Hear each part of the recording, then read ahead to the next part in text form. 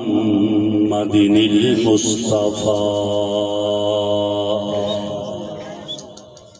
وعلى آله وأصحابه الذين أولي الدرجات العلى الذين هم كالنجوم في السماء للاهتداء والاقتداء. أما بعد فأعوذ بالله من الشيطان الرجيم. بسم الله الرحمن الرحيم.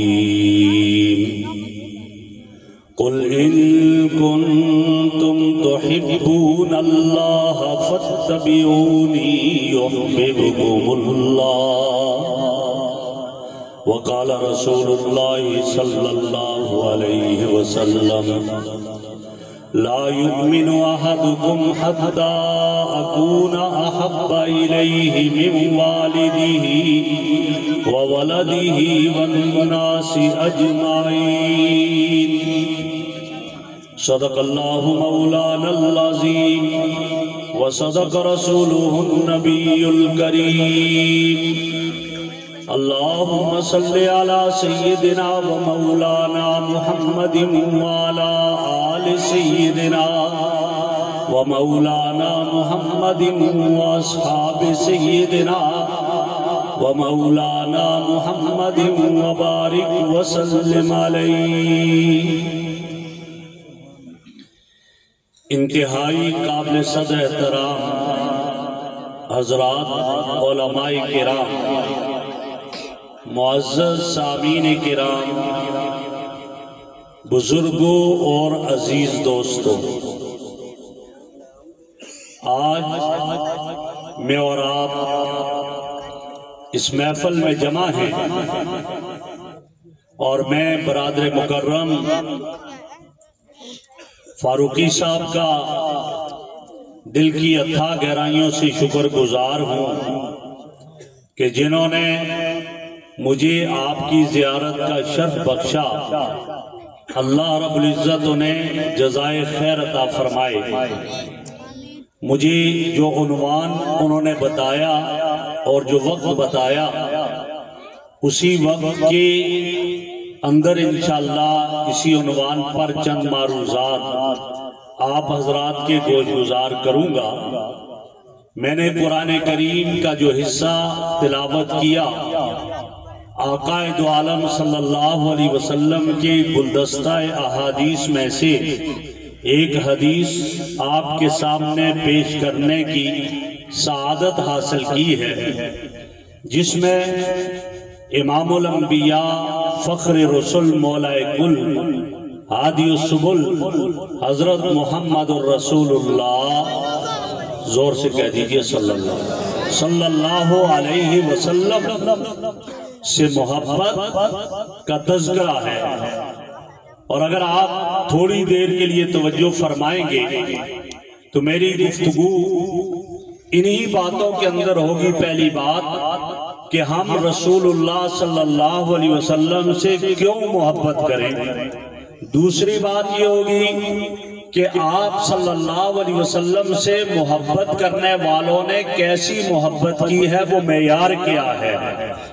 تو ان دو باتوں کو مد نظر رکھتے ہوئے انشاءاللہ انہی کے ارد گرد تھوڑی سی معروضات آپ حضرات کے گوش گزار کرنی ہے. پہلی بات کہ آپ صلی اللہ علیہ وسلم سے مخلوق میں سب سے زیادہ محبت آپ سے کی جائے، اور کیوں کی جائے تو اگر غور کریں گے تو دنیا میں دیکھیے، دنیا میں محبت کرنے والے کسی سے بھی محبت کرتے ہیں تو وہ چار اسباب میں سے کسی ایک سبب کی وجہ سے محبت کرتے ہیں. یا تو کوئی کسی سے محبت مال و دولت کی وجہ سے کرتا ہے، اگرچہ بعض حضرات نے اس کو محبت نہیں کہا، چاپلوسی سے تعبیر کیا، لیکن اگر محبت ہی کہہ دیا جائے کہ مال و دولت کی وجہ سے محبت کرتا ہے تو میرے آقا جیسا مالدار کائنات میں کوئی نہیں آیا ہے.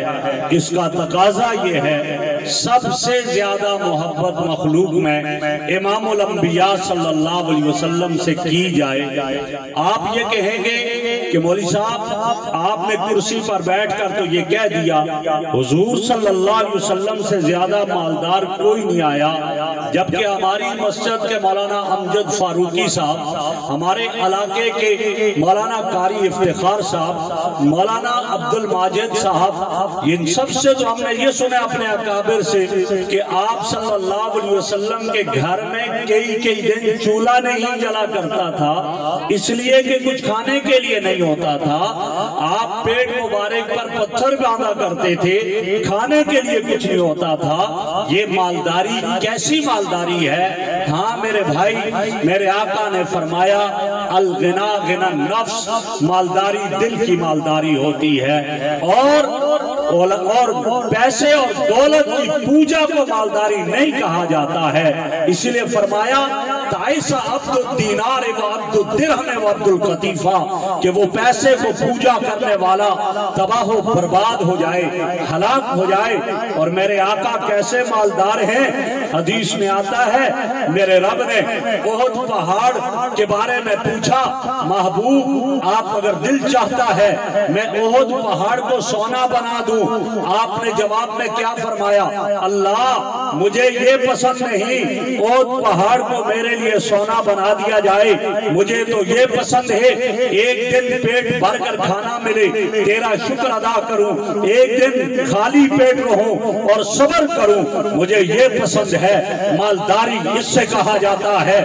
مالداری میرے آقا کی دیکھنی ہو تو دیکھ لیجئے آپ کے گھر کے صحن میں دولت کی کھنکتی ہوئی تجوریاں ہوا کرتی تھی، لیکن اس وقت تک آرام نہیں فرماتے تھے جب تک سارے کا سارا مال صدقہ نہ کر دیں۔ تو پتہ چلا کائنات میں سب سے زیادہ مالدار میرے اور آپ کے آقا آمنہ کے لال عبداللہ کے در یتیم معراج کے دولہ حضرت محمد الرسول اللہ صلی اللہ علیہ وسلم ہے۔ جب آپ سب سے زیادہ مالدار ہیں تو سب سے زیادہ محبت آپ سے کی جائے۔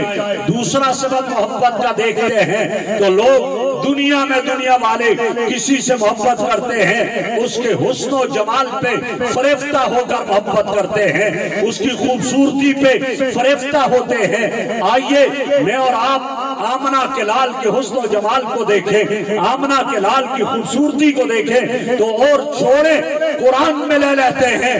میرے رب نے تو میرے محبوب کے حسن و جمال کا تذکرہ کرتے ہوئے فرمایا والضحیٰ، میرے محبوب مجھے تیرے رخ زیبا کی قسم جس کے سامنے سورج بھی سوالی نظر آتا ہے، واللیل اذا سجا، محبوبم آپ کی زلف عنبری کی سیاہی کی مستی کی قسم جس کے سامنے رات کی تاریکی بھی ممتا نظر آتی ہے۔ میرے آقا کے حسن و جمال کی بات کرتے ہو تو پھر حسان ابن ثابت کو لے لیجئے گا۔ حسان کیا کہتے ہیں؟ وَحْسَنَ مِنْكَ لَمْ تَرَ قَطُّ عَيْنِي وَأَجْمَلَ مِنْكَ لَمْ تَلِدِ النِّسَاءُ، آقا آپ جیسا حسن و جمال کا پیکر میری آنکھ نے آج تک نہیں دیکھا ہے، آپ جیسا حسین و جمیل کسی ماں نے آج تک نہیں جنا۔ میں غور کرنے لگا، میں تصورات کی دنیا میں چلا گیا کہ حسان نے کہا میری آنکھ نے نہیں دیکھا، لیکن امیر شریعت عطا اللہ شاہ بخاری فرمانے لگے حسان تو نے یہاں پر عینی کیوں کہہ دیا، ضمیر مضاف الیہ کی کیوں لگا دی، اضافت کی قید سے مقید کیوں کر دیا، تو اس کو مطلق چھوڑتا، قید کے بغیر چھوڑتا، یوں کہتا وَحْسَنَ مِنْكَ لَمْ تَرَ قَطُّ عَيْنٍ، آپ جیسا حسن و جمال کا پیکر آج تک کسی آنکھ نے نہیں دیکھا۔ امیر شریعت کی اس بات کو سنا، میں تصورات میں چلا گیا، بہت پیچھے چلا گیا۔ امیر شریعت اتنی بڑی بات کیسے کر گئے؟ جب میں بہت پیچھے چلا گیا میرے سامنے وہ منظر آیا، میرے محبوب آمنہ کی گود میں ہے، عبد المطلب آتے ہیں، بیٹا آمنہ مبارک ہو، ذرا دکھاؤ میں اپنے محمد کو دیکھنا چاہتا ہوں۔ ابا جی میری آنکھ نے آج تک ایسا حسین و جمیل نہیں دیکھا، دکھاؤ تو صحیح۔ عبد المطلب کی نظریں محمد عربی کے رخ زیبا پہ پڑتی ہیں۔ عبد المطلب کہتا ہے آمنہ تو کیسے سے دیکھ لیتی، اور تو یا مکہ میں یا مدینہ میں مجھ سے پوچھنا کبھی یمن کا سفر ہے، کبھی روم کا سفر، کبھی کہاں کے اسفار، میری آنکھ نے ایسا حسین و جمیل، ایسا محجبی نہیں دیکھا ہے۔ جب عبد المطلب نے کہا میں تصورات کی دنیا میں چلا گیا، میں سوال کر بیٹھا، میں نے کہا حلیمہ سعدیہ تو بتا دینا، تیری گود میں تو عرب و عجم کے بچے آئے ہیں، تو نے بھی ایسا حسن و جمال کا پیکر دیکھا؟ تو حلیمہ سعدیہ کا تصورات کی دنیا میں بزبان حال جواب تھا، وہ میری گود میں عرب و عجم کے بچے آئے، لیکن میری آنکھ نے بھی ایسا حسن و جمال کا پیکر نہیں دیکھا۔ تو میں سوال کر بیٹھا تصورات کی دنیا میں جبرائیل تو بتا دے، تو نے ایسا حسین و جمیل محجبی دیکھا ہے؟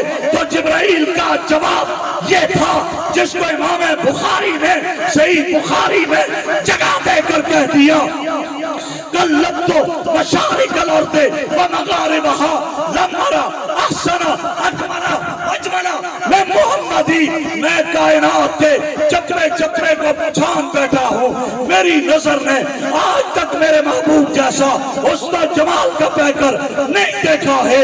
آدم سے لے کر عیسیٰ تک سارے نبیوں کے رخ زیبا کو دیکھ بیٹھا ہوں، لیکن مصطفیٰ کی باری آئی تو یوں کہہ دیا، آفاق کہا گردی دام ماہر بتا ورزی دام بسیار خوبہ دیدام، لیکن تمہیں چیزیں دیگری۔ ایسا حسن و جمال کا پیکر جبرائیل کہتا ہے میں نے نہیں دیکھا۔ جب جبرائیل نے کہا میں نے نہیں دیکھا تو پھر میں نے تصورات کی دنیا میں اپنے رب سے سوال کر دیا، میرے آقا تو بتا ایسا کوئی تو نے اور بنایا ہے؟ مجھے جواب ملا میں نے اور بنایا ہی ایسا نہیں ہے، وہ قالب توڑ دیا جس میں مصطفیٰ کو بنایا تھا۔ رخ مصطفیٰ وہ آئینہ ہے کیسا دوسرا آئینہ، نہ کسی کی بس میں خیال میں، نہ دکان آئینہ ساز میں۔ ایسا حسن و جمال کا پیکر آج تک نہیں آیا ہے۔ اگر حسن و جمال کی وجہ سے کسی سے محبت کی جائے، میرے آقا جیسا کوئی حسین و جمیل ماں نے نہیں جنا ہے، ماں نے نہیں جنا ایسا حسین و جمیل۔ اور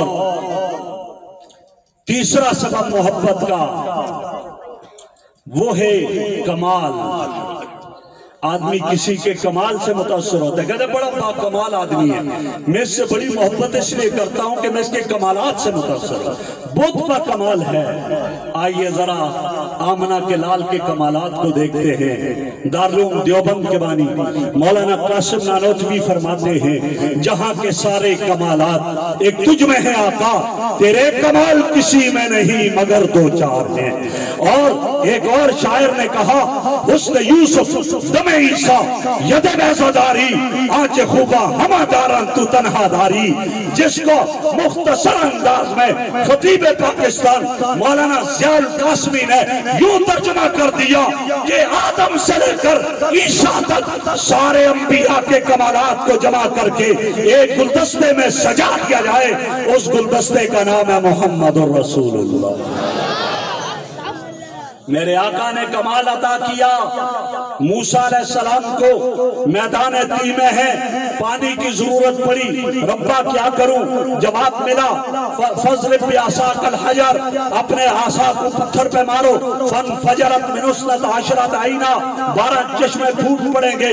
عصا مارا، پتھر سے 12 چشمے پھوٹ گئے۔ پتھر سے پانی کا جاری ہونا پاسبل ہے، امپاسبل نہیں، ناممکن نہیں، ممکن ہے، کمال ہے، مانتا ہوں۔ لیکن آمنہ کے لال کے کمال کی بات دیکھیے گا، میرے محبوب کو کیا کمال عطا کیا؟ پانی نہیں، صحابہ پریشان ہیں، آج میرے رب نے میرے محبوب کی انگلیوں سے پانی کا چشمہ جاری کر دیا، پانی کا چشمہ۔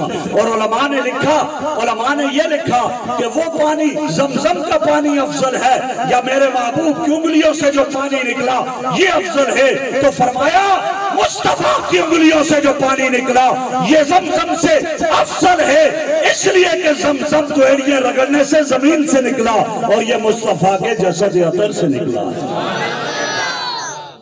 کمال عطا کیا عیسیٰ علیہ السلام کو میں مانتا ہوں، مردے سے فرماتے قم بإذن اللہ، اٹھتا ہے کھڑا ہو کر بات کرتا ہے، پاسبل ہے امپاسبل نہیں، ناممکن نہیں، اور قربان جاؤں آمنہ کے لال کی شان پہ کمالات کیا عطا کر دیے، کیا کمال دے دیا میرے آقا کو۔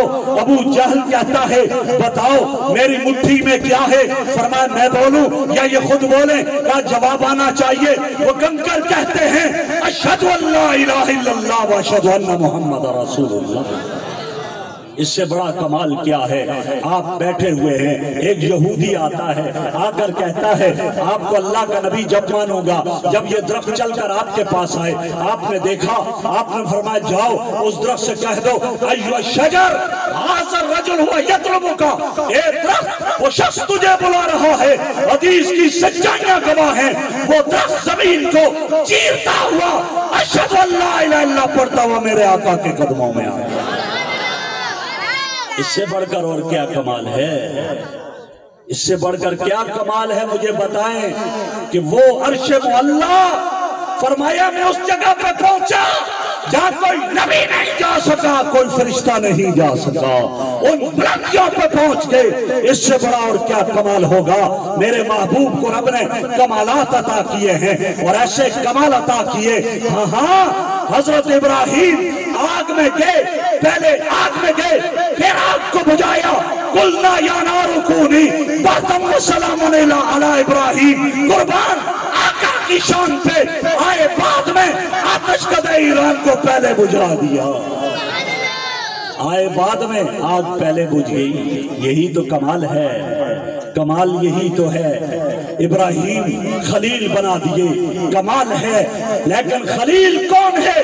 خلیل وہ ہے جس سے سب کچھ لے لیا جائے، اور آقا کو حبیب بنا دیا۔ حبیب وہ ہے جسے سب کچھ دے دیا جائے۔ میرے آقا کے کمالات، اگر کمالات کی وجہ سے کسی سے محبت کی جائے تو سب سے زیادہ محبت کس سے کی جائے جی؟ ذرا بولیں آپ بھی، کس سے کی جائے؟ آقا دو عالم صلی اللہ علیہ وسلم۔ چوتھا سبب محبت کا وہ نوال ہے، عربی میں نوال کہتے ہیں، اردو میں احسان کہتے ہیں، اور عام طور پر کہا جاتا ہے الانسان عبد الاحسان، انسان اپنے محسن کا غلام ہوتا ہے۔ میرے آقا کے احسانات میرے اور آپ پر اتنے ہیں کہ اتنے کسی اور کے نہیں ہیں، اتنا بڑا محسن کائنات میں نہیں ہے۔ میرے آقا دنیا میں آئے، سر سجدے میں زبان پہ جو کلمات مچل رہے تھے، ایک روایت میں ہے سبحان اللہ بکرۃ واصیلا، الحمدللہ کثیرا، اللہ اکبر کبیرا، اور ایک روایت میں فرمایا آپ جب تشریف لائے زبان پہ یہ کلمات مچل رہے تھے، اللہم اغفر لامتی، اللہم اہد امتی، اللہ میری امت کی مغفرت فرما، میری امت کو ہدایت عطا فرما۔ علماء نے عجیب بات یہاں لکھی، آپ کی توجہ چاہوں گا۔ علماء نے لکھا ہے دو نبی ہیں، دونوں نے بچپن میں بات کر دی، لیکن ایک آیا ماں کی گود میں پہلے بولا بعد میں، اور بولا بھی تو کیا بولا، ماں کی پاکیزگی کا اعلان کیا۔ مریم پہ بہتان لگا، لوگ کہنے لگے مریم کہاں سے لے کر آئی ہو، کردار کی مشکوک ہو، تمہارا شوہر تو نہیں ہے۔ پریشان ہوگی حضرت مریم صلوات اللہ وسلام علیہا، اور کیا کہنے لگی، اے اللہ مت قبل ھذا، اس سے پہلے مجھے موت آ چکی ہوتی۔ آج لوگ کیا کہتے ہیں، یہ کیفیت تھی۔ اللہ نے فرمایا جاؤ بچے کو لے کر جاؤ۔ کس طرح جاؤں؟ کہا جاؤ، اور جاؤ جب کو لوگ باتیں کرنے لگے تم کہہ دینا میں روزے میں ہوں، مجھے روزہ ہے۔ لوگ پوچھیں اس میں حضرت عیسیٰ کی طرف اشارہ کر دینا، یہ بولے گا اللہ یہ کیسے بولے گا، بچہ ہے پنگوڑے میں ہے بول نہیں سکتا۔ کہاں بچہ تو بول نہیں سکتا، لیکن جب ماں کی عزت خطرے میں ہوتی ہے تو بچہ بول جایا کرتا ہے۔ حضرت عیسیٰ کو لے کر حضرت مریم جاتی ہے، لوگ پوچھتے ہیں انالک ھذا، کہاں سے لے کر آئی ہے؟ حضرت مریم نے اشارہ کر دیا، فاشارت الیہ، عیسیٰ کی طرف اشارہ کیا، کہنے لگے کیف نکلم من کان فی المہد صبیا، ہم کیسے بات کریں اس سے جو پنگوڑے میں بچہ ہے؟ کہا کر لو، بولے گا۔ عیسیٰ بولا اور کیا کہا، انی عبداللہ آتانی الکتاب وجعلنی نبیا، میں اللہ کا بندہ ہوں، مجھے خطاب دی ہے، مجھے نبی بنایا ہے، نبی کی ماں کردار کی مشکوک نہیں ہوا کرتی ہے۔ بولا بچپن میں بولا، ماں کی گود میں آنے کے بعد بولا، لیکن ماں کی برات کے لیے بولا، وہ قربان آمنہ کے لال تیری عزت اور تیری عظمت پہ دنیا میں آیا، بولا پہلے ماں کی گود میں، بعد میں گیا، اور بولا کس کے لیے؟ میرے اور آپ کے لیے، اللہم اغفر لے امتی، اللہم اہد امتی۔ اس سے بڑا محسن بتاؤ؟ بولتے ہیں تو میرے اور آپ کے لیے بولتے ہیں، یہ شان ہے میرے آقا کی، یہ آقا کا احسان ہے امت پر۔ تفصیلی بات ہے، میں مختصر کرتے ہوئے جا رہا ہوں۔ میرے آقا بیٹھے ہوئے ہیں، جبرائیل امین آگے آ کر بیٹھے قدموں میں، یا رسول اللہ جہنم کی سیر کر کے آیا ہوں۔ فرمایا تو نے کیا دیکھا جہنم میں؟ اللہ کے حبیب جہنم کے اتنے درجے ہیں، فلاں درجے میں فرعون اس کے ماننے والے جائیں گے، فلاں درجے میں قارون اس کے ماننے والے جائیں گے، فلاں میں فلاں، فلاں میں فلاں، فلاں میں عبداللہ ابن ابی اس کے ماننے والے جائیں گے۔ ایک درجے کی باری آئی، جبرائیل خاموش ہے، میرے آقا فرماتے ہیں اس میں کون جائے گا؟ یا رسول اللہ رہنے دیجئے، نانا بتاؤ اس میں کون جائے گا؟ آقا رہنے دیجئے، نہیں جبرائیل بتا کون جائے گا؟ آقا آپ کی امت کے وہ گناہگار جن کی زندگیاں گناہوں میں کٹے گی، بغیر توبہ کے مر گئے، وہ اس جہنم میں جائیں گے۔ میرے آقا بے ہوش ہو کر گر جاتے ہیں نیچے، جبرائیل امین آپ کے سر مبارک کو اپنی گود میں رکھتے ہیں، ہوش میں آئے، اور جبرائیل میرا امتی جہنم میں جائے؟ ہاں یا رسول اللہ، وہ گناہگار جس کی زندگی گناہوں میں کٹے گی، بغیر توبہ کے مر گیا، وہ جہنم میں جائے گا۔ میرے آقا پھر بے ہوش ہو جاتے ہیں، ہوش میں آئے، اٹھے، حجرہ مبارک میں تشریف لے گئے جسے جنت کا ٹکڑا کہا گیا۔ نماز کا وقت ہوتا ہے، مسجد میں تشریف لاتے ہیں، نماز پڑھائی، واپس چلے گئے۔ صحابہ پریشان، آقا کی نطق کے اثر سے عطا ہونے والے موتی چنا کرتے تھے، اب معلوم ہو گئے اب کیا بنے گا، پریشان تھے۔ میٹنگ کال کی گئی کہ معلوم کیا جائے کیا ماجرا ہے، کیا معاملہ ہے، کیا سلسلہ ہے۔ سیدنا صدیق اکبر نے میٹنگ کال کی، سارے صحابہ جمع ہوئے کہ آقا سے معلوم کیا جائے۔ سب نے کہا ابو بکر جا کر معلوم کریں کیا ماجرا ہے۔ صدیق اکبر رضی اللہ عنہ جاتے ہیں، دروازے پر دستک دیتے ہیں، اندر سے رونے کے علاوہ کوئی جواب نہ آیا۔ میرے آقا کا چہرہ مبارک رو رو کر زرد پڑ گیا، آنسو کے نشان چہرے مبارک پہ پڑ گئے۔ جب یہ کیفیت دیکھی واپس آئے، دروازہ نہیں کھلا، دوبارہ میٹنگ کال کی گئی، کہا گیا آقا کی لفظ جگر، آقا کی نور نظر، آقا کے دل کا ٹکڑا، جنت کی عورتوں کی سردار سیدہ فاطمہ الزہرا رضی اللہ عنہا کو بھیج دیا جائے۔ حضرت فاطمہ جاتی ہے، دروازے پہ دستک دیتی ہے، اندر سے روتے ہوئے آواز آئی، من دکل باب، وہ کون میرے دروازے پہ آیا ہے؟ جواب میں کہتی ہے ابا جان آپ کی لخت جگر، آپ کی نور نظر، آپ کے دل کا ٹکڑا فاطمہ ہوں، وہ فاطمہ جو آپ کے گھر آتی تھی، کھڑے ہو کر استقبال کیا کرتے تھے، وہ فاطمہ ہوں جب آپ کے گھر آتی تھی پیشانی پہ بوسہ دیا کرتے تھے، وہ فاطمہ ہوں جو آپ کے گھر آتی تھی کمبلی بچھا کر فرما دیا کرتے تھے بیٹی فاطمہ جوتوں سمیت میری کمبلی پہ بیٹھ جا۔ آج آپ کے دروازے پہ آئی ہوں، دروازہ کھولو نا۔ دروازہ کھولا، دیکھتی کیا ہے؟ ابا جان یہ چہرے مبارک کا رنگ مبارک زرد کیوں، آنسو کے نشان کیوں؟ میرے بھائی ذرا غور کرنا، میرے آقا کا جواب کیا تھا؟ یہ نہیں فرمایا فاطمہ تیرے لیے رو رہا ہوں، زینب، رقیہ، ام کلثوم کے لیے رو رہا ہوں، قاسم، ابراہیم کے لیے رو رہا ہوں۔ نانا، میری آقا نے فرمایا بیٹی فاطمہ، جبرائیل نے کہا میری امت کے گناہگار جہنم میں جائیں گے، اس بات میں رونے پہ مجبور کر دیا۔ میرے اور آپ کے لیے آنسو بہے ہیں، اس سے بڑا ہے محسن کوئی نہیں؟ تو اس کا تقاضا کیا ہوا؟ سب سے زیادہ کس سے محبت ہو؟ آپ حضور صلی اللہ علیہ وسلم کا نام لیتے ہوئے شرماتے ہیں؟ ذرا بولو نا، زور سے ثواب ملے گا، زور سے بولو آخر تک آواز آئے۔ حضور اکرم صلی اللہ علیہ وسلم سے محبت سب سے زیادہ، تو میرا پہلی بات یہ تھی کہ آقا سے سب سے زیادہ محبت کیوں ہو؟ تو آپ کو میں نے بتا دیا محبت کے 4 اسباب ہیں، اور چاروں کے چارے درجات میرے آقا میں پائے جاتے ہیں۔ اس کا تقاضا یہ ہے سب سے زیادہ محبت آقا سے ہو۔ اب دوسری بات ہے کہ محبت کرنے والوں نے محبت کر کے دکھائی۔ میں بھی دعویٰ کرتا ہوں، آپ بھی کرتے ہیں، میں بھی کہتا ہوں غلام ہے رسول کے غلام ہے، آپ بھی یہی کہتے ہیں نا؟ میں بھی کہتا ہوں غلامی رسول میں موت بھی قبول ہے. میں آپ سے پوچھتا ہوں کہ موت تو بڑی بات ہے قبول کرنا، داڑھی قبول کی ہے؟ حضور کی سنت ہے نا داڑھی. 10 آدمی اس مجمع میں کھڑے ہو جائیں جن کی داڑھی نہیں ہے اور کہیں کہ میں حضور کا عاشق ہوں اور میں آج کے بعد داڑھی نہیں منڈواؤں گا انشاءاللہ، کھڑے ہو کر بتا جزاک اللہ. حضور صلی اللہ علیہ وسلم کی سنت کو اپنانے کے لیے ماشاءاللہ اور کھڑے ہو جائیں. 10 آدمی تو کم از کم کھڑے ہونے چاہیے، ورنہ جن جن کی نہیں ہے وہ کھڑے رہو، کھڑے رہو. اللہ کو دکھا رہے ہو، اللہ خوش ہوگا. جزاک اللہ. اور بھی کھڑے ہو گئے اور ماشاءاللہ ماشاءاللہ. یہ حضور صلی اللہ علیہ وسلم بیٹھ جائیں. جزاک اللہ. حضور صلی اللہ علیہ وسلم کی سنت آقا کا طریقہ اپنائیں گے.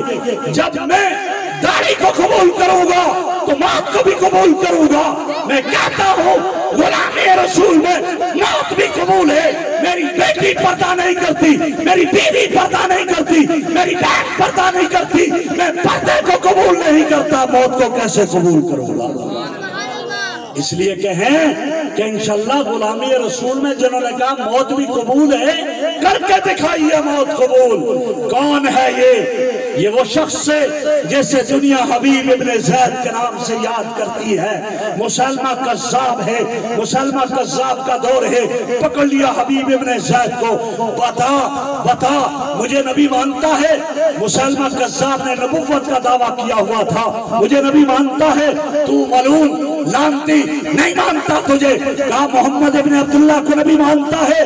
کہا وہ سرتاج الرسل ہے، وہ خاتم النبیین ہے، خاتم الانبیاء ہے، امام الانبیاء ہے. کیوں نہیں مانتا؟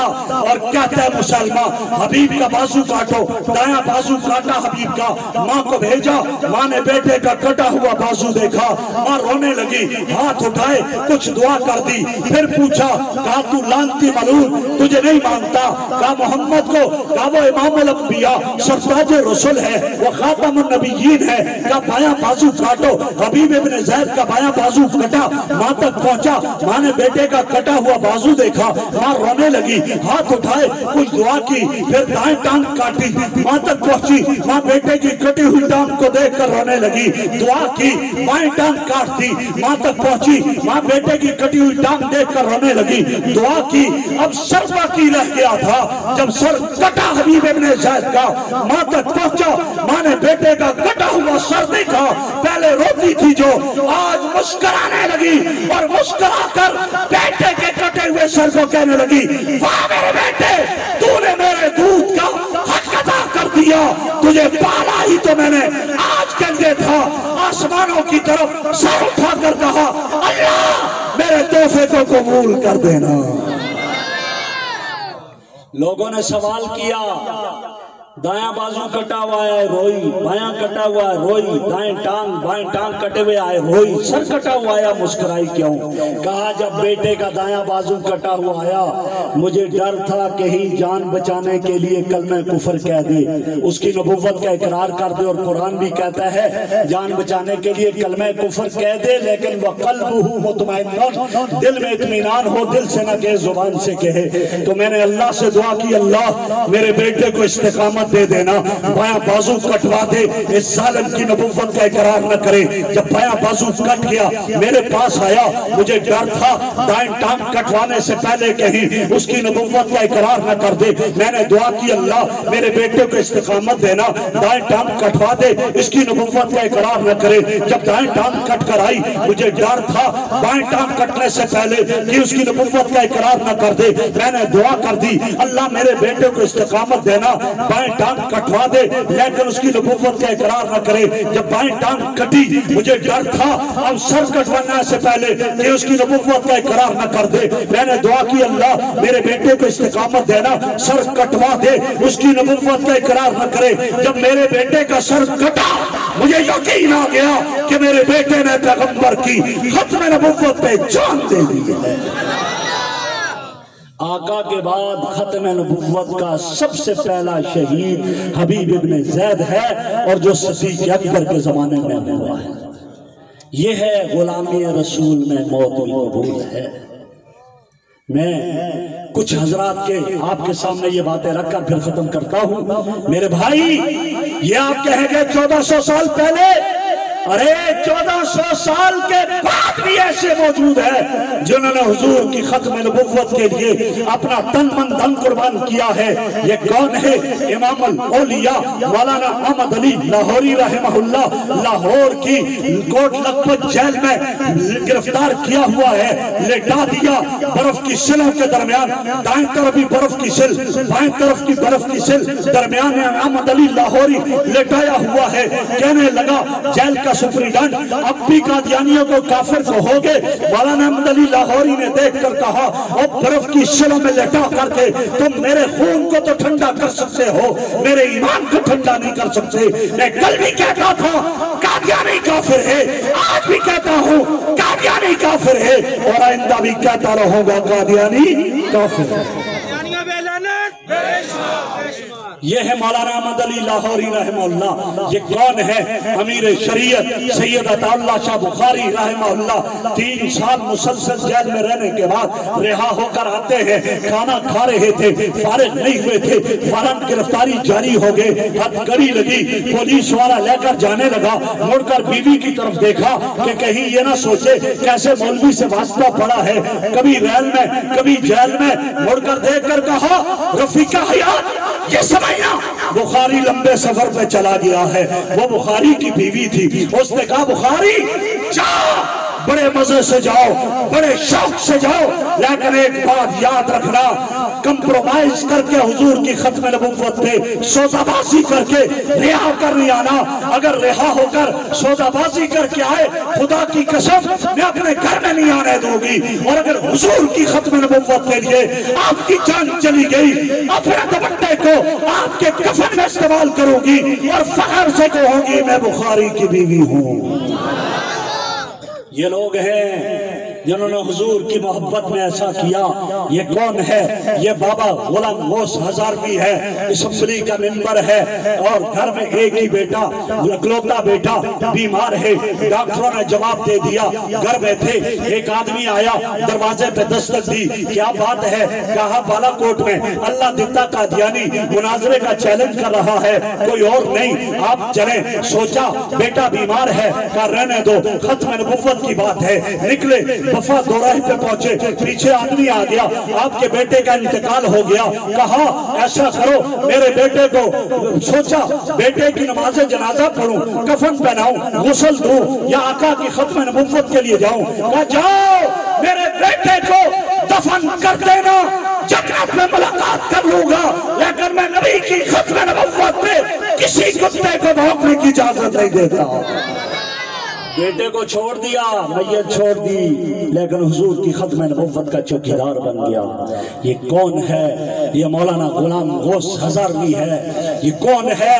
یہ وہ شخص ہے جس وقت امریکہ، برطانیہ، فرانس سب نے جب پاکستان پر دباؤ ڈالا کہ ختم نبوت ناموس رسالت کے قانون میں رد و بدل کر دو، اس کو تبدیل کر دو، تمہارے سارے قرضے ختم ہو جائیں گے، سب کچھ تمہیں معاف کر دیا جائے گا اور پیسے دیے جائیں گے، اس وقت جب دیکھا مولانا فضل الرحمان نے کہ اب یہ کیا جائے گا، اس نے بھی اعلان کیا تھا، یہ کہا سنو پاکستان کے حکمرانوں سنو، تم نے اگر امریکہ، برطانیہ، فرانس سے وعدہ کر لیا ہے ناموس رسالت کے قانون میں تبدیلی کا، تو سن لو میں بھی گنبد خضرا والے سے وعدہ کر کے آ چکا ہوں، یا جان دے دوں گا یا ناموس رسالت کے قانون میں ترمیم نہیں ہونے دوں گا۔ اور پھر ایسا ہی ہوا، ترمیم ہو سکی نہ ہو سکی۔ ہمیں ایک خاص آدمی نے ایک بات بتائی تھی، کہا گیا کہ ایک دفعہ نواز شریف نے کابینہ کی میٹنگ بلائی، حقیقت کہہ رہا ہوں، اور ایک معتمد آدمی نے یہ بات بتائی ہے، میٹنگ بلائی اور یہ کہا کہ ہمیں یہ آفر ہے، جتنا قرضہ ہے سب ادا کر دیں گے اور اتنا آپ کو زیادہ اور اماؤنٹ دے دیں گے، بس اس قانون کو ختم کر دو۔ سارے خاموش تھے، راجہ ظفر اللہ کھڑا ہوا، اور راجہ ظفر اللہ نے کھڑے ہو کر کیا کہا؟ میاں صاحب مجھے اور کچھ پتا نہیں، پاکستان رہے گا یا نہیں رہے گا، لیکن تو نہیں رہے گا، تو نہیں رہے گا۔ یہ کیوں؟ میرے نبی کے پروانے دیوانے ہر وقت موجود رہے ہیں۔ یہ کون ہے؟ دارالعلوم دیوبند کے بانی مولانا قاسم نانوتوی مدینہ کی گلیوں میں جوتے اتار کر پھرتے ہیں اور کیا کہتے ہیں؟ جہاں کے سارے کمالات ایک تجھ میں ہیں آقا، تیرے کمال کسی میں نہیں مگر دو چار، جیو تو ساتھ سگانے حرم کے تیرے پھروں، مروں تو کھائے مجھ کو مدینہ کے مارو مار۔ یہ کون ہے؟ یہ شیخ العرب فراجم حسین احمد مدنی 18 سال تک روزہ رسول پر بیٹھ کر درس حدیث دیتے رہے اور یوں فرماتے قال صاحب حاضر قبر، اس روزے والے نے یوں کہا۔ اور جب انگریز کے خلاف علم جہاد بلند کرنے کے لیے آنے لگے تو اس وقت روزہ رسول کو خطاب کرتے ہوئے کہا اور دمکتا رہے تیرے روزے کا منظر، سلامت رہے تیرے روزے کی جالی، ہمیں بھی عطا ہو وہ شوق ابو ذر، ہمیں بھی عطا ہو وہ جذبہ بلالی۔ میرے مدنی کے لیے میرے آقا کے روزہ اتر کا دروازہ کھلا، اندر گئے جھاڑو دینے کے لیے، پاس کچھ نہیں تھا، اپنی داڑھی کے بالوں سے صاف کیا، آئے واپس برتن میں پانی تھا بھگویا، پینے لگے۔ یہ کیا کر رہے ہو؟ اس میں مر جاؤ گے۔ کہ ظالم تیرے نزدیک اس میں موت ہے، میرے نزدیک اس میں شفا ہے۔ یہ میرے اکابر ہے۔ یہ کون ہے؟ مولانا رشید احمد گنگوہی رحمہ اللہ۔ ایک آدمی لا کر رومال دیتا ہے، مدینہ سے آیا ہے، چوما آنکھوں سے لگا دیا۔ کسی نے کہا یہ بنا ہوا مدینہ کا نہیں، کہا جانتا ہوں نہیں بنا ہوا مدینہ کا، لیکن مدینہ کی ہوا تو لگی ہوئی ہے۔ میرے بھائیو، یہ وہ لوگ ہیں جنہیں میرے نبی کے در کی چوکیداری کی۔ جہاں نبی کے در کے چوکیدار آپ کو ملیں گے، وہاں ان چوکیداروں کے بھی چوکیدار آپ کو ملیں گے۔ صحابہ نے میرے نبی کے در کی چوکیداری کی ہے اور صحابہ کے در کی چوکیداری کرتے ہوئے مجھے حق نواز نظر آتا ہے، جس نے بلال جیسے کالے کی چوکیداری کر کے دکھا دیا کہ لوگوں ابو بکر تو بڑی بات ہے، عمر عثمان تو بڑی بات ہے، علی معاویہ بڑی بات ہے، میں تو کالے بلال کا بھی غلام اور خادم ہوں۔ اور جب صحابہ کی چوکیداری میں جیل میں تھے، علامہ شعیب ندیم رحمہ اللہ، مجھے خود انہوں نے یہ جملہ بتایا تھا، ہمارے بڑے اچھے دوست فرمانے لگے جب میں ملتان کی جیل میں مولانا حق نواز کے پاس کیا رحمہ اللہ، میں پاؤں دبانے لگا، پنڈلی پہ ہاتھ لگا، روک دیا۔ میں نے کہا کیا ہوا؟ کہا صحابہ کی محبت میں مارا۔ میں نے کہا بہت مار کھائی؟ کہا مار تو کھائی ہے لیکن صحابہ سے کم کھائی ہے، صحابہ سے کم کھائی ہے۔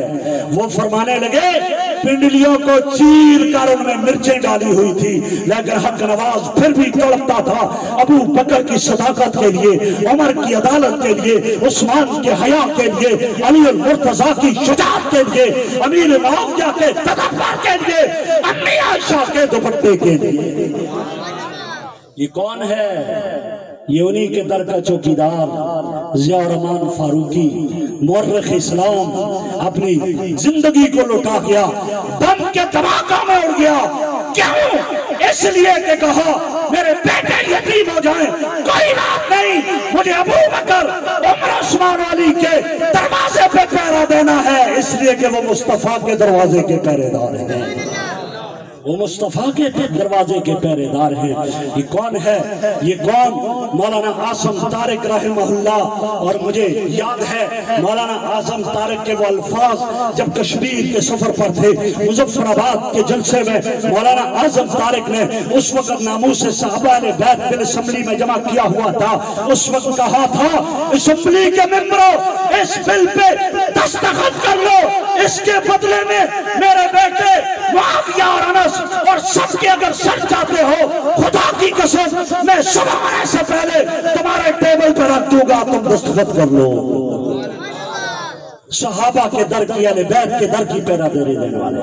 یہ کون؟ علم کا سمندر علی شیر حیدری جس نے اپنی جان قربان کر دی، جو علم کا سمندر تھا۔ میں اکثر ان کے بارے میں یہ جملہ کہا کرتا ہوں کہ میں نے انور شاہ کشمیری کو نہیں دیکھا، لیکن انور شاہ کشمیری کا علم میں نے علی شیر حیدری میں دیکھا ہے۔ میں نے اشرف علی تھانوی کو نہیں دیکھا، لیکن اس کا تقوی اور تصوف میں نے علی شیر حیدری میں دیکھا ہے۔ میں نے حسین احمد مدنی کو نہیں دیکھا، لیکن حسین احمد مدنی کی یلغار میں نے علامہ علی شیر حیدری میں دیکھی ہے۔ اور میں نے امیر شریعت عطا اللہ شاہ بخاری کو نہیں دیکھا، لیکن اس کی خطابت میں نے علی شیر حیدری میں دیکھی ہے۔ میں نے مفتی اعظم ہند مفتی کفایت اللہ کو نہیں دیکھا، لیکن اس کی فقاہت کو میں نے علامہ علی شیر حیدری میں دیکھا۔ اتنا بڑا آدمی صحابہ کے در پہ کٹ گیا، ذبح ہو گیا، اور کیا بولا کرتا تھا؟ اس کے جملے کیا تھے؟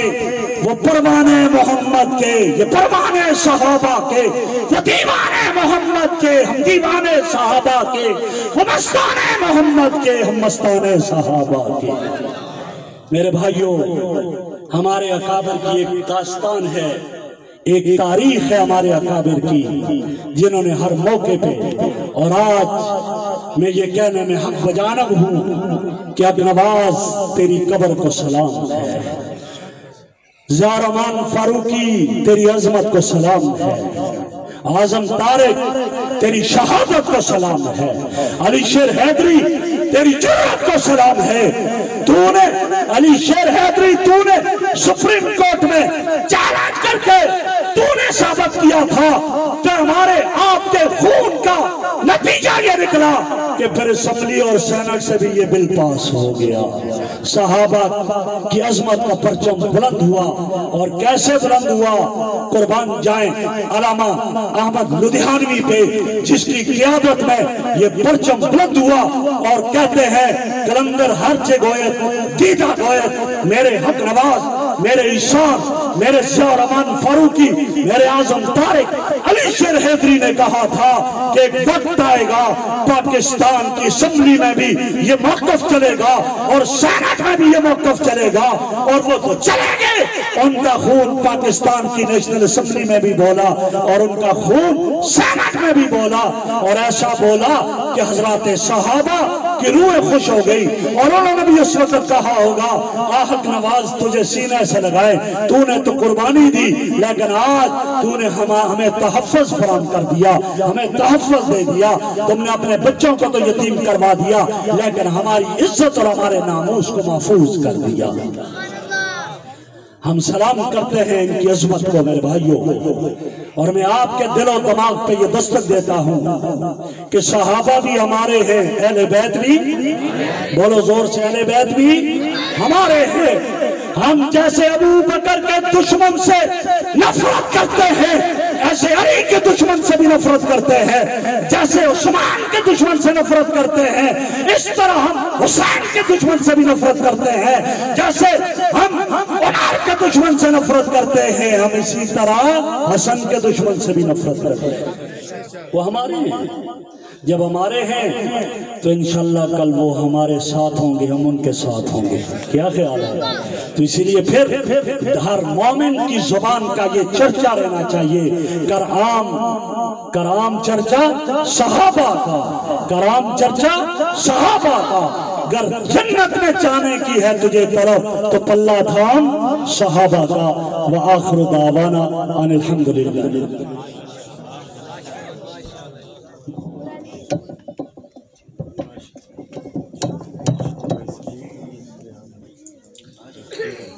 ابھی انشاءاللہ حضرات علماء کرام کے ہاتھوں سے طلباء کرام کی دستربندی ہوگی، اور اسی دوران ہمارے مصر کے مہمان سٹیج پر جلوہ گر ہوں گے۔